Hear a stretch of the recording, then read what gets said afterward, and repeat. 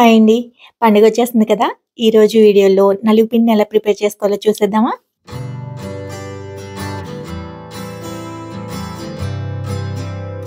ఈ నలుగు పిండి కోసం అరకప్పు వరకు శనగపప్పునైతే తీసుకుంటున్నానండి. దీన్ని ఒక కప్పు వరకు కూడా వేసుకోవచ్చు.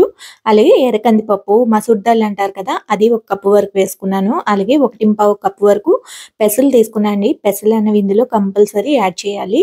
అలాగే మెంతులు కూడా వేసుకోవాలి. ఒక పావు కప్పు మెంతులు, అలాగే 2 కప్పుల వరకు రేషన్ బియ్యం ఉంటుంది కదా! అది వేసుకున్నాననమాట. ఇవన్నీ బాగా కలిపేసి ఒకసారి మిల్ పట్టించేసేయాలండి మెత్తగా. లేదు అంటే ఇవన్నీ మెత్తగా మిక్సీలో పిండిలా చేసేసుకొని మళ్ళీ జల్లించుకుంటే సరిపోతుంది. ఇప్పుడు దీంట్లోని పసుపు అనేది యాడ్ చేసుకోవాలండి. ఒక కప్పు వరకు పసుపు వేసుకున్నాను.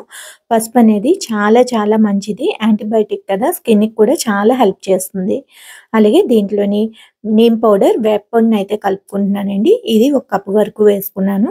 అలాగే గులాబీ రేకుల పొడిని కూడా వేసుకున్నాను.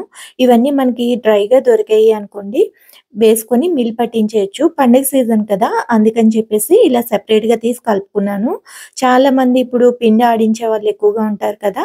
అందువలన వీటన్నిటిని నేను సెపరేట్‌గా తీసి యాడ్ చేసుకున్నాననమాట. ఇప్పుడు దీంట్లో పచ్చకర్పూరం అయితే వేసుకోవాలి. ఒక 4, 5 పీసుల వరకు పచ్చకర్పూరం తీసుకొని యాడ్ చేసుకోవాలండి. పచ్చకర్పూరం మాత్రమే తీసుకోవాలి.